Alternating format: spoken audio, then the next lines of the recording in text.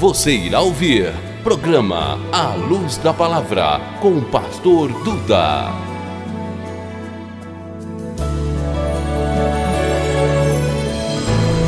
Este é um oferecimento da Igreja SOS Jesus em Bragança Paulista. Avenida Santa Isabel, número 580, bairro Vila Aparecida, em Bragança Paulista. Você já está pronto? Está aí, Renato. Por isso, não desfalecemos, mas ainda que o nosso homem exterior se esteja consumindo, o interior, contudo, renova-se de dia em dia, porque a nossa leve e momentânea tribulação produz para nós cada vez mais abundantemente um eterno peso de glória. Você pode ler comigo em nome de Jesus? Nós vamos ler juntos, versículo de número 16. Vamos juntos? 1, 2 e 3. Por isso não desfalecemos, mas ainda que o nosso homem exterior se esteja consumindo, o interior, contudo, se renova de dia em dia, porque a nossa leve e momentânea tribulação produz para nós cada vez mais abundantemente um eterno peso de glória. Você pode glorificar a Deus por esse texto? Glória a Deus.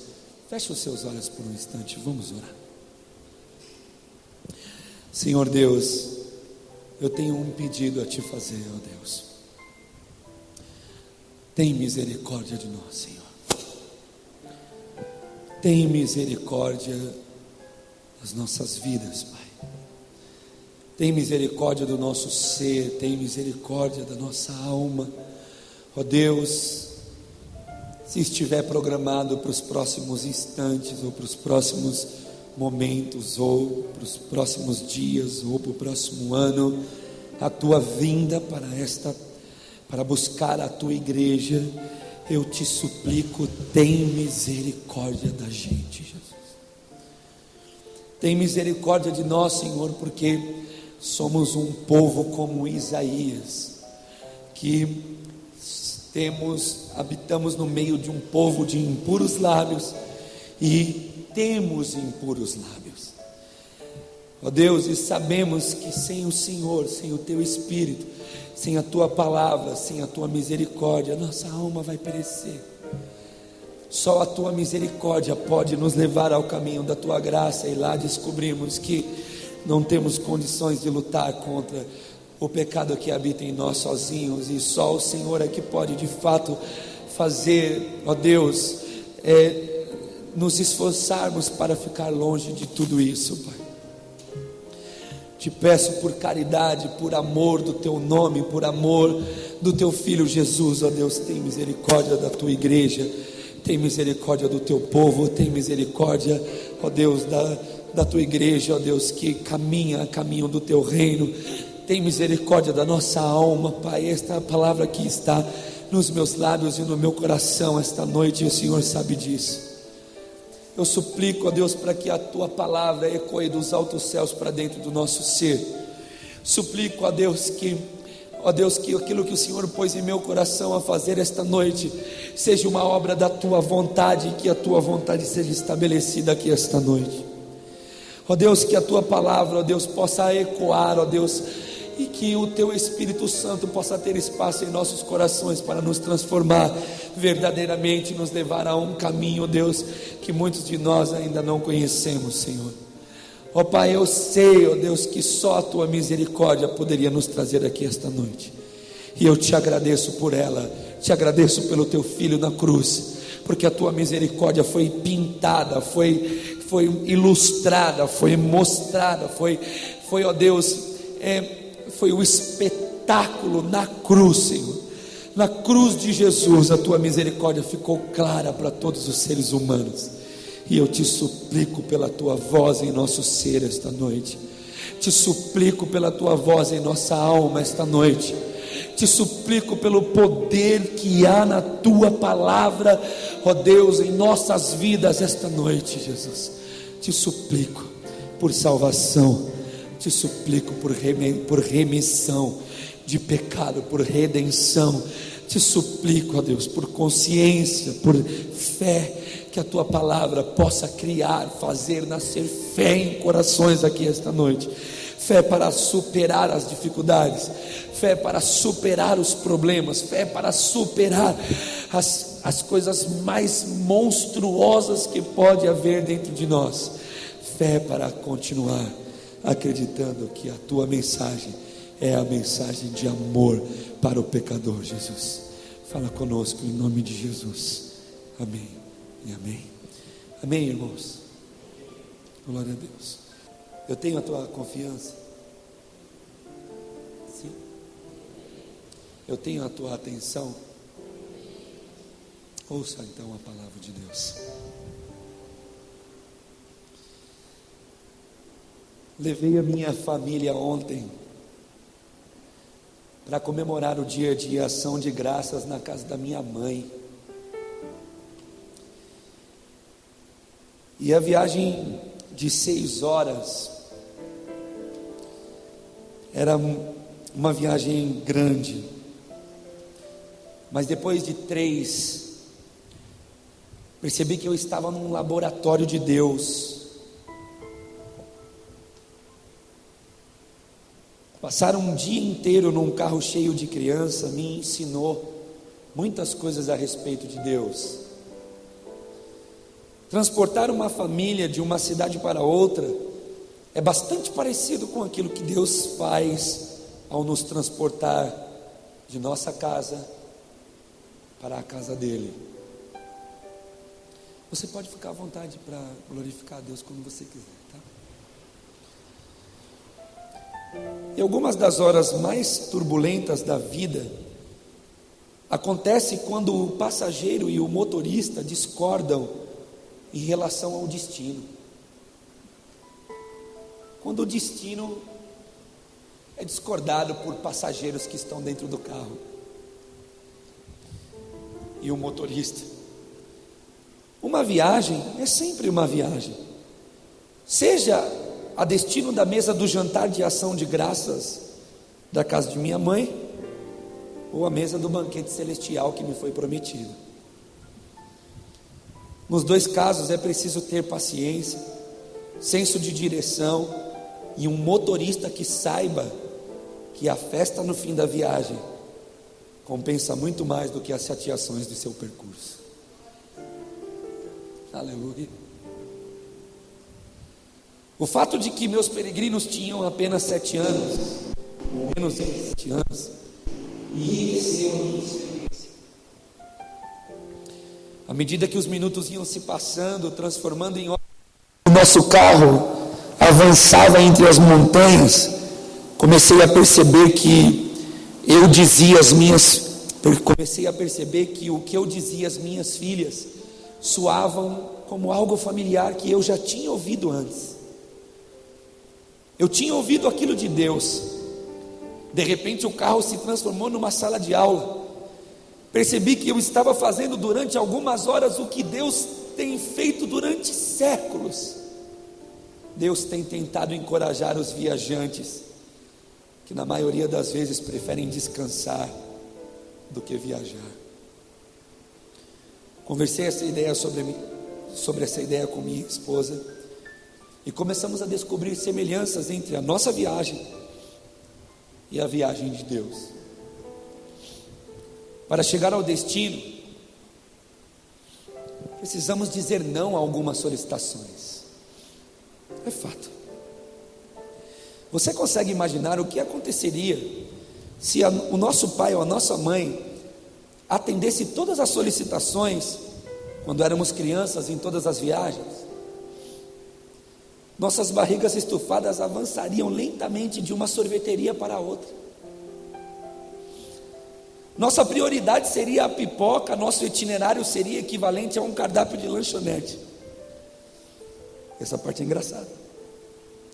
Siga até a lanchonete Cherry Malt e vira à direita. Vá em direção ao norte até chegar ao Chili Cheeseburger. Continue rumo ao norte e mais 1.300 calorias, vire à esquerda, como uma pizza. Quando você chegar à placa anunciando pague e leve 2 lanches, pare lá e coma. Entre na rodovia do Sal de Fruta e siga em frente 5 horas adiante. Você consegue imaginar o caos que seria se o pai ou a mãe fizesse todas as vontades de seus filhos durante uma viagem? Quantos banheiros teria que parar? Quantos lanches iriam comer? Exatamente porque a prioridade de uma criança na viagem não é o destino e nem o que vai acontecer lá, e sim o que está acontecendo agora. Você consegue imaginar o caos que seria se Deus atendesse todas as suas vontades durante a viagem que Ele te chamou para fazer? Não é uma palavra indispensável para empreender, não, é uma palavra indispensável para empreender uma viagem. O destino tem que predominar sobre os sanduíches e os sundaes e os banheiros solicitados ao longo dela. 1 de Tessalonicenses 5:9 diz: porque Deus não nos destinou para a ira, mas para recebermos a salvação por meio de Jesus Cristo.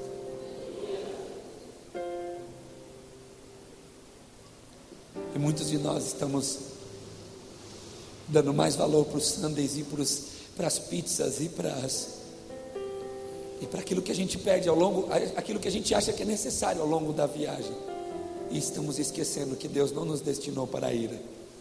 Nós temos um destino, e Tessalonicenses, pelo nosso irmão Paulo, disse que o destino é a salvação. Que isso possa nos animar a entender que todos os nãos que nós ouvimos ao longo de nossa viagem com Deus é imprescindível para que nós possamos chegar ao nosso destino, que não é ira. E eu não sei, na verdade, por que a gente luta tanto para não chegar logo nesse destino, e por que a gente briga tanto. É exatamente porque nós somos crianças. E eu quero te convidar a observar qual foi o destino que Deus preparou para mim e para você. O destino que Deus preparou para mim e para você é salvação.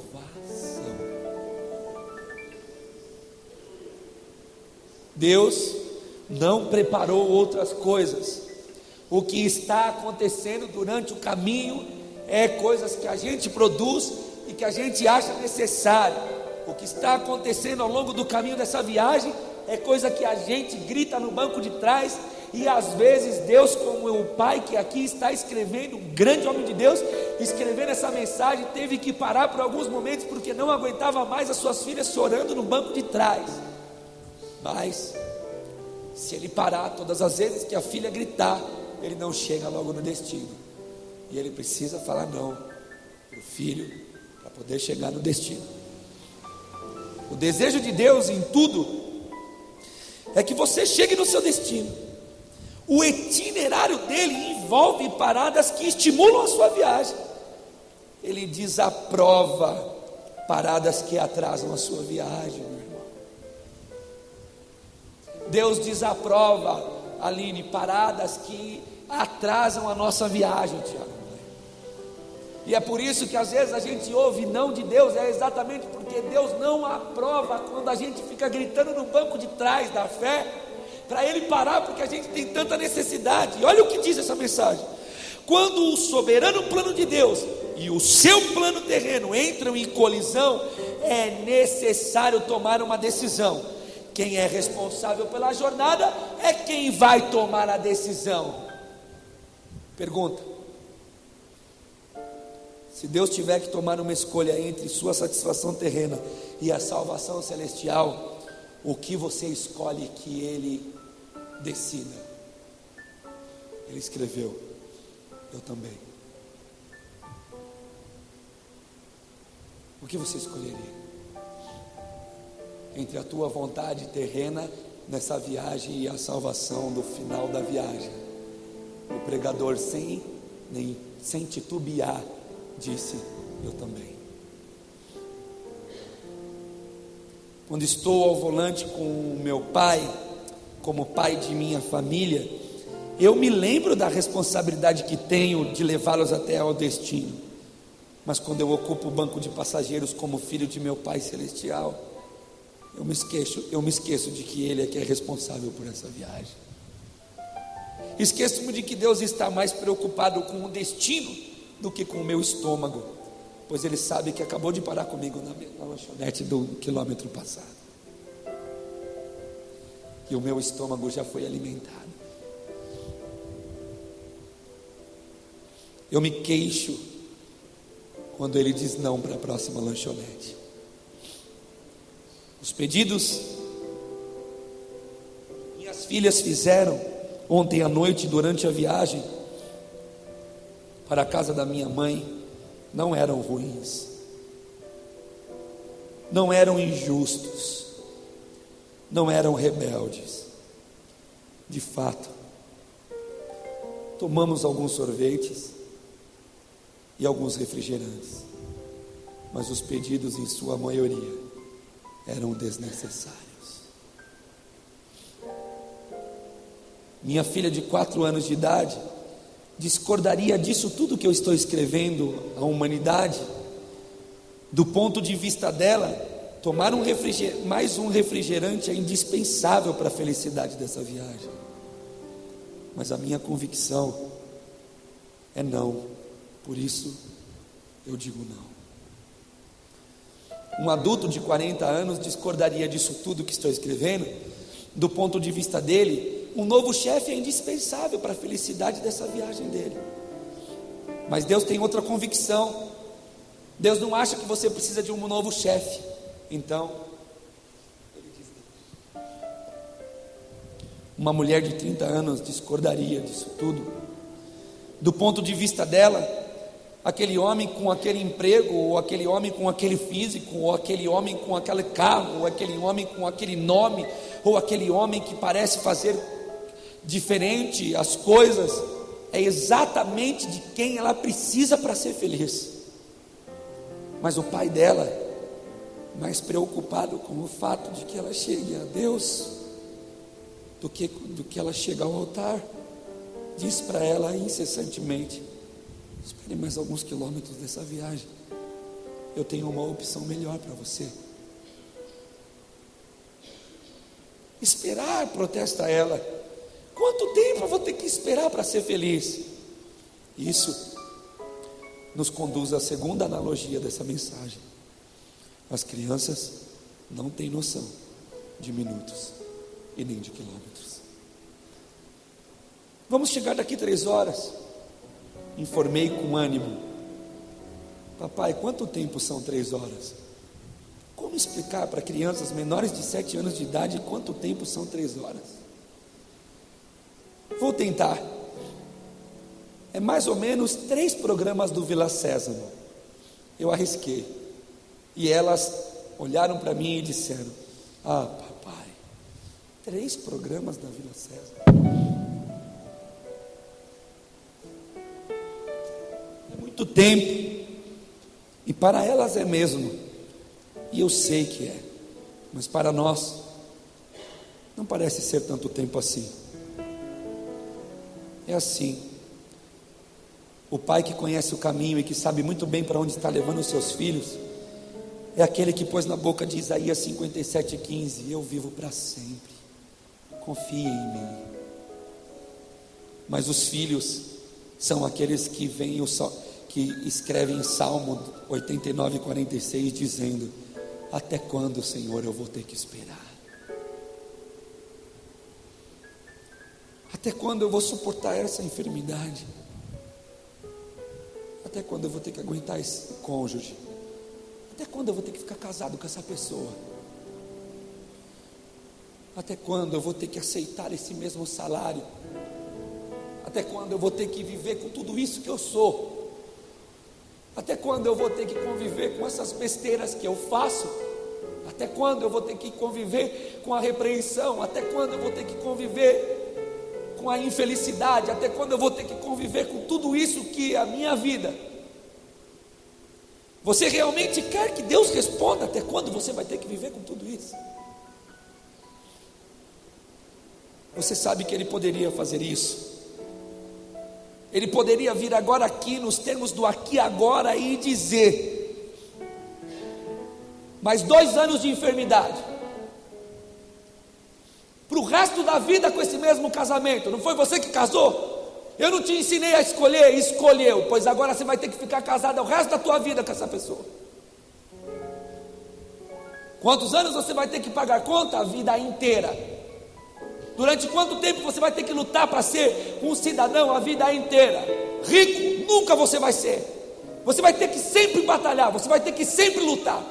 Por quantos anos você vai ter que enfrentar isso que você chama de vida? A vida inteira. Deus poderia fazer isso, mas Deus nos ama tanto, que mesmo tendo o poder para vir e simplesmente dizer que nós vamos passar a vida inteira sofrendo com uma doença, a vida inteira sofrendo com esse cônjuge, a vida inteira sofrendo com tudo aquilo que a gente está sofrendo, ou por algum tempo, ou amanhã talvez seria o fim da linha desse sofrimento, Ele troca o aqui e agora pelo lá e o então. Ele troca o aqui e agora, como um pai que sabe qual é o destino dessa viagem, que sabe o sofrimento dessa viagem, que sofreu cada minuto dela por diversas vezes, e que conhece cada segundo dela. Deus conhece cada segundo da vida humana através de uma sonda que se chamou Jesus. Deus sondou a vida humana na terra, e Ele mandou uma sonda no ventre de Maria, e essa sonda nasceu, e o nome dele é Emanuel, o Deus conosco. Ele sondou todos os aspectos da vida humana, Ele sondou todos os sofrimentos. A Bíblia diz que o castigo que nos traz a paz estava sobre Ele. Ele conhece, a pisadura dele foi que nos sarou. Ele sabe muito bem quem nós somos, e por isso Ele poderia vir aqui hoje e dizer simplesmente para nós: você vai cumprir a tua vida inteira, Duda. Não acredite que você vai ter uma dessas igrejas que parece ser tão bonita. Não acredite nisso. A vida inteira vai ter problemas para se resolver dentro da igreja que eu te dei. A vida inteira vai ter que resolver problemas que em vida de pessoas. A vida inteira você vai sofrer com problemas na tua vida, mas Ele troca o aqui e o agora para o lá e o então. Sabe o que é lá e então? Eu estava lendo a mensagem desse nosso irmão, e eu percebi o que é isso. O lá e o então que ele está escrevendo aqui é a resposta para as nossas perguntas imaturas. Essa que você fez ainda hoje: Deus, por que de novo isso? Deus, como eu vou enfrentar isso? Senhor, como vai ser a minha vida? E sabe o que Ele responde? Ele responde: lá vai ser tudo diferente.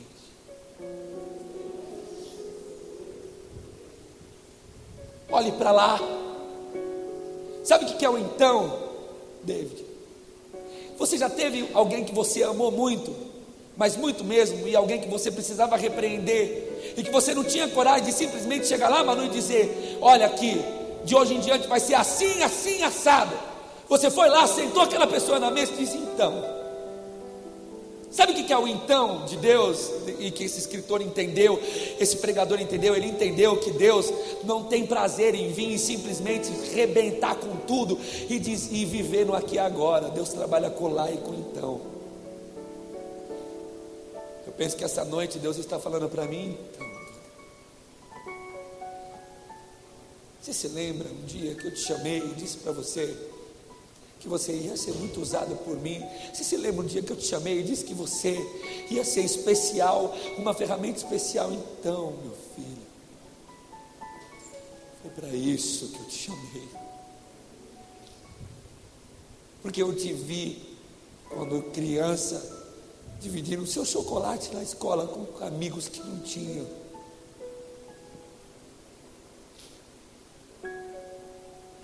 E eu queria aquilo. Eu queria que você fizesse isso, que você dividisse a sua cadeira, que você dividisse a sua vida com pessoas que não tinham vida. O Lion então me fascinou. E quando você compara esta vida com o lá de Deus, com então, eu ainda quero te levar. Então,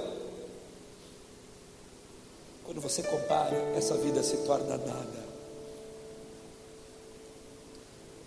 Você consegue olhar para Nova Jerusalém?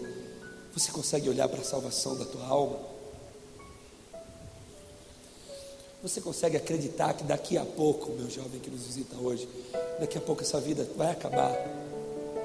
Você consegue olhar que Cristo conquistou isso no Calvário, para que nós pudéssemos ter a vida eterna? E a partir do momento que você conseguiu perceber isso, quis transformar a tua vida aqui. 1 Crônicas 20:15, os nossos dias na terra são como uma sombra. São só homens que perceberam o valor da salvação. Salmo de número 39, nem preciso dizer quem é. De fato, o homem não passa de um sopro. Mas um homem que se encontrou com Deus, Tiago, vocês são como uma neblina que aparece por um pouco e logo se dissipa. Outro que se encontrou, o salmista: a vida do homem é semelhante à relva, ela floresce como a flor do campo, que se vai quando sopra o vento, e nem se sabe mais o lugar que ela está agora. É uma viagem curta, digo às meninas. Já estamos quase chegando. Eu sei, eu já estive na casa da minha mãe antes, já dirigi por essa estrada, percorri esse território. Para mim não é nenhum desafio ir de minha casa à casa da minha mãe, mas para as minhas criancinhas é uma viagem que não acaba nunca. Tento então outra abordagem. Filhinhas, pense quando você chegar lá. Eu garanto que quando vocês chegarem lá, o peru vai estar pronto. O molho e a torta da vovó vai estar na mesa. Vai valer muito a pena vocês enfrentarem esse desespero de andarem nessa estrada. Mas ainda assim elas murmuravam.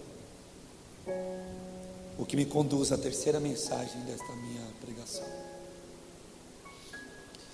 As crianças não só não sabem contar os minutos, como elas não conseguem visualizar a recompensa. Para mim, 6 horas de estrada é um preço modesto, porque eu sei que no final de tudo eu vou comer a torta maravilhosa de morango da minha mãe. Eu não me importo de viajar porque conheço a recompensa. Eu já tenho 3 décadas de dia de ação de graças nas costas. Literalmente estou acostumado com essa viagem. Enquanto vou dirigindo, consigo saborear nos meus lábios o gosto do peru da minha mãe. Ouvir as risadas à mesa do jantar, sentir o cheiro da fumaça da lareira da casa onde cresci. Consigo suportar a viagem porque conheço o destino, mas as minhas filhas não conhecem o destino, ou se conhecem, se esqueceram. No fim das contas, elas são muito novinhas. As crianças se esquecem facilmente. Além disso, a estrada é desconhecida, já anoiteceu, elas não conseguem enxergar para onde estamos indo. Cabe a mim como pai conduzi-las. Tento ajudá-las a enxergar o que elas não conseguem ver. Digo a elas como nós vamos alimentar os patos no lago no fundo da casa da vovó, como nós vamos brincar nos balanços, como elas podem passar a noite dormindo com os primos. Conversamos sobre dormir no chão em sacos de dormir, e sobre como elas vão ficar acordadas até tarde, porque não tem aula amanhã, e a casa da vovó é a casa onde se pode fazer tudo. A coisa parece funcionar. Os seus resmungos diminuem à medida que a visão fica mais clara, e o destino parece se revelar. Toda vez, talvez tenha sido assim que o nosso irmão apóstolo São Paulo se manteve motivado. Ele se motivou vendo o que estava no final de sua jornada. Por isso não desanimemos. Mas ainda que o nosso homem exterior se esteja consumindo durante essa viagem, o interior se renova de dia em dia, porque a nossa leve e momentânea tribulação produz para nós cada vez mais abundantemente um eterno peso de glória. Ele sabia que ia comer com o Pai, ele sabia que ia correr em volta da mesa, ele sabia que o Pai ia chutar a bola no quintal do reino, e ele ia poder correr sem correr o risco de furar o pé nos galhos do jardim. Apóstolo São Paulo sabia muito bem. Hoje nós estamos percebendo através dessa mensagem o que motivou o nosso irmão. O que motivou ele foi ele ter os olhos fitos naquilo que estava lá. Ele sabia muito bem que tudo aquilo que ele estava passando se transformou em leve e momentânea, porque existia algo lá que valia infinitamente mais do que aquilo que estava acontecendo aqui. Ele sabia que ia correr no quintal, ele sabia que ia olhar no olho de Jesus, que ele ia ver Jesus face a face. Ele sabia que aquela voz que um dia disse: Saulo, por que me persegue? Ia dizer: filho meu, eu te esperei. Ele sabia disso, por isso ele recita: leve e momentânea tribulação. Não é fácil fazer 3 crianças enxergar uma cidade quando elas não conseguem ver um palmo de sua cara, mas é necessário. Para nós também não é fácil enxergar a cidade santa de Deus, que nós nunca vimos, especialmente quando a estrada é essa que você conhece muito bem, cheias de buracos, a iluminação é ruim, as curvas não estão assinaladas, e muitos de nós sofrem acidentes violentíssimos nas curvas da vida. Quantos de nós que não estamos aqui dentro, deitados no canto da estrada da vida, aguardando o resgate chegar, para ver se vai sobreviver. Fica tranquilo, o resgate não vai chegar, o resgate já chegou. A sirene do Calvário está soando nos teus ouvidos. Os médicos já estão com todos os aparatos para te imobilizar, colocar a coluna cervical, o protetor da coluna cervical em você. Eles estão mobilizados para imobilizar a sua área fraturada. Estão prontos com o desfibrilador para dar choque no teu coração. E hoje eu aprendi durante o curso de brigadista que se faz massagem cardíaca, porque quando você faz massagem cardíaca, você pressiona o coração a continuar mandando sangue para o oxigênio. Enquanto você fizer massagem cardíaca, aquela pessoa não vai morrer. Fica tranquilo. Alguém que te ama demais e tem força demais continuará te fazendo massagem cardíaca até que o teu coração volte a bater, até que você consiga ver novamente a estrada e conseguir seguir o caminho.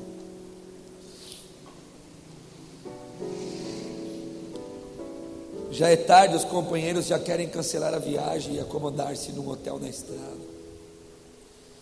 Não é fácil fixar os olhos naquilo que é invisível, mas é muito necessário.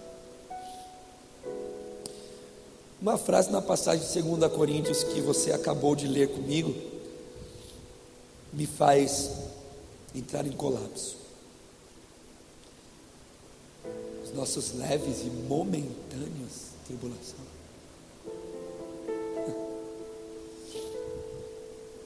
Veja o que Paulo qualificou como sofrimento leve e momentâneo. Preso. 5 vezes uma quarentena menos 1 de chicote. Encarou a morte. 3 vezes foi surrado com varas. Uma vez apedrejado. 3 vezes naufragou. Exposto à fúria do mar, abandonado sem lugar para dormir. Sofreu riscos de amigos e de desconhecidos. Passando fome e sede.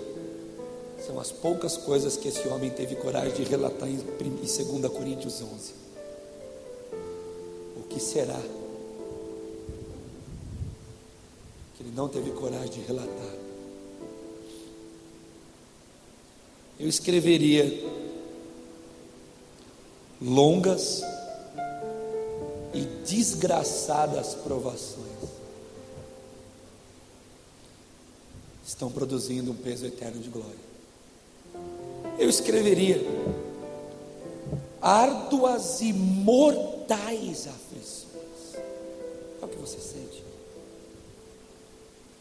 Uma aflição tão mortal em certas curvas, em certos acidentes da vida. Como poderíamos nós dizer breve, momentânea?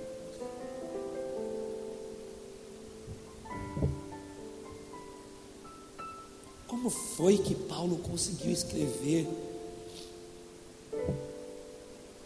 que suas constantes provações desgraçadas eram leves?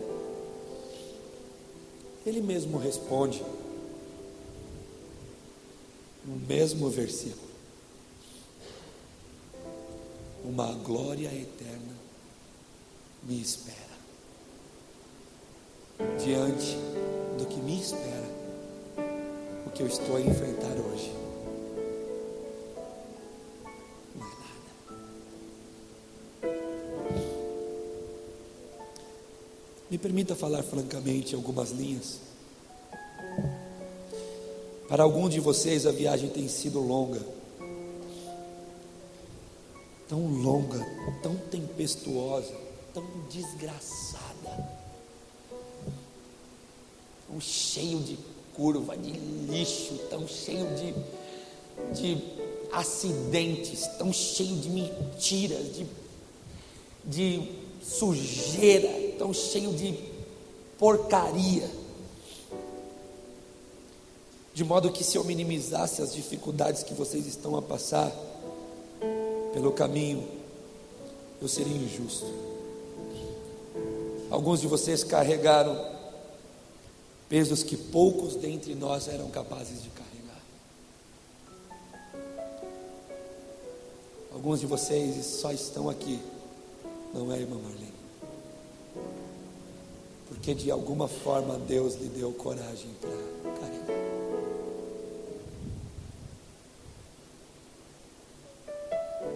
Por quantas vezes as lutas de nossa vida disse para nós: deixa para lá a igreja, melhor não, cara.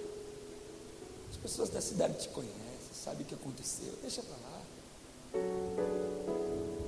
Por quantas vezes a mensagem dos nossos pecados, dos nossos erros vieram em nós dizer que era melhor que nós sumíssemos. E quantos não estão aqui que vieram de seus sumiços? E que chegaram aqui sumindo de algum lugar.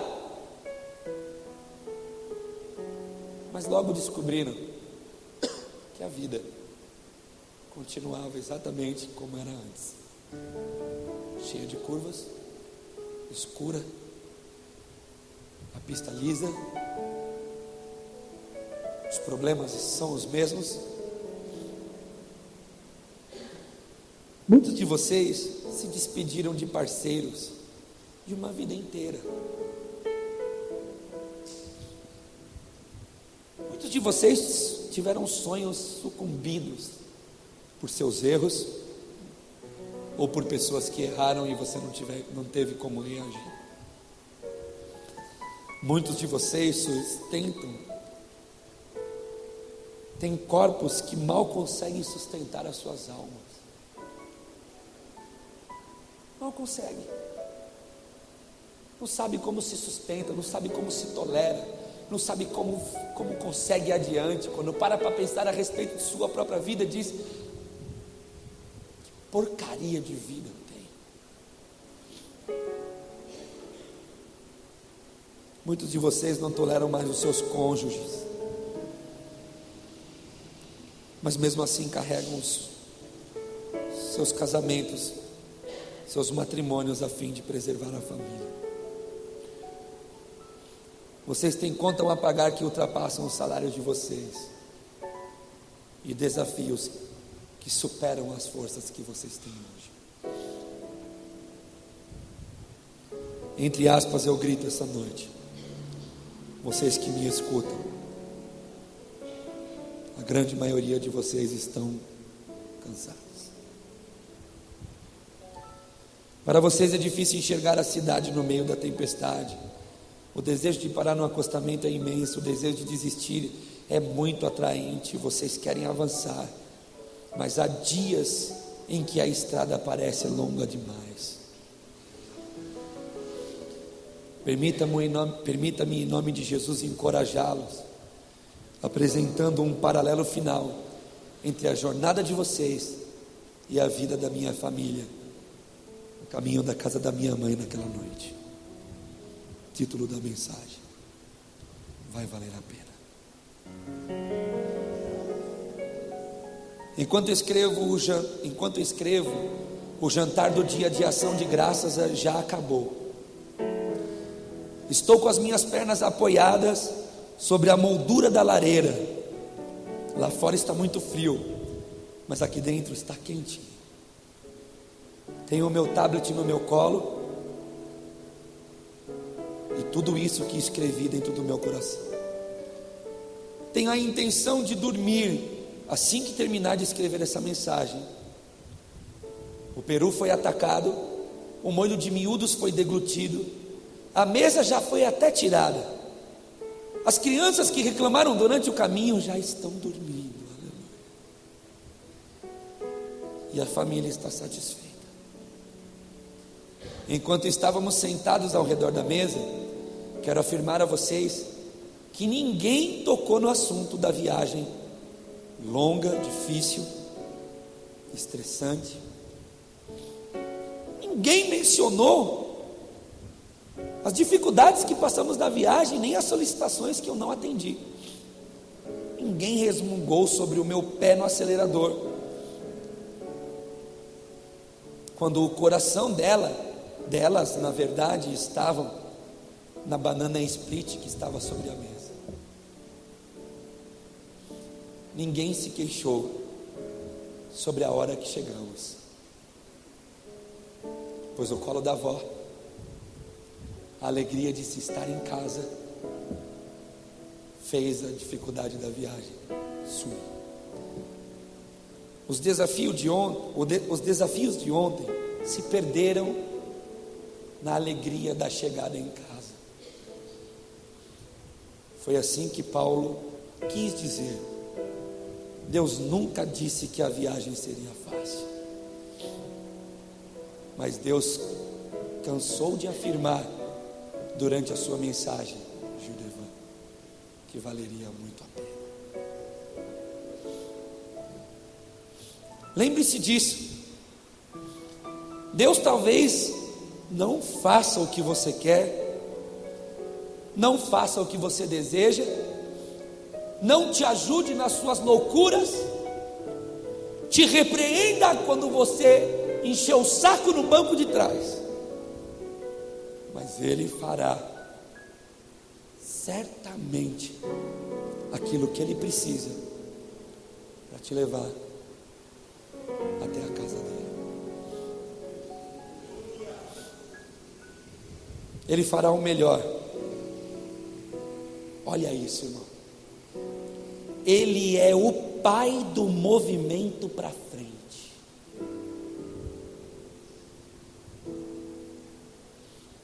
Linda essa palavra. Confie nele. Acredite nele.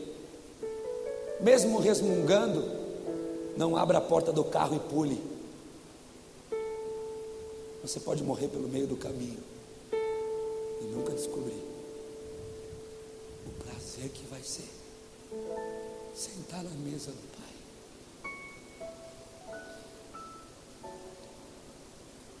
Ele levará você e eu para casa, e as provações da viagem se perderão na alegria da grande festa. Agora, com sua permissão, vou fechar os olhos. Estou um pouco cansado da viagem. É tão gostoso descansar. Feche os seus olhos em nome de Jesus.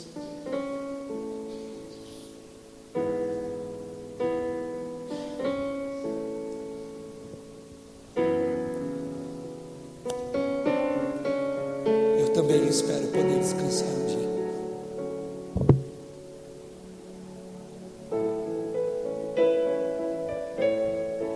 Eu não sei porque acontecem tantas coisas ao longo desse caminho,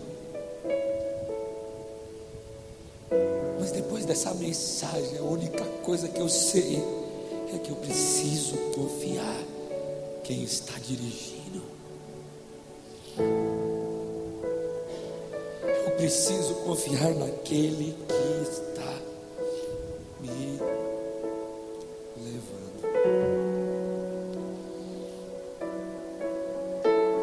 Eu preciso enfrentar os assombros dessa viagem, as partes escuras. Eu preciso enfrentar as chuvas, o sol escaldante. Eu preciso enfrentar os nãos de meu pai. Eu preciso desfrutar de quando ele para para mim ir ao banheiro. Mas o que eu preciso mesmo é olhar para casa de paz e de descanso que Ele está a me levar.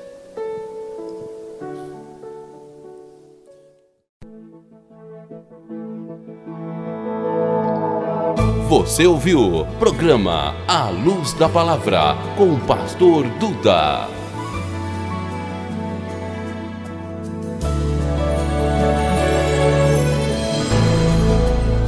Este é um oferecimento da Igreja SOS Jesus em Bragança Paulista. Avenida Santa Isabel, número 580, bairro Vila Aparecida, em Bragança Paulista.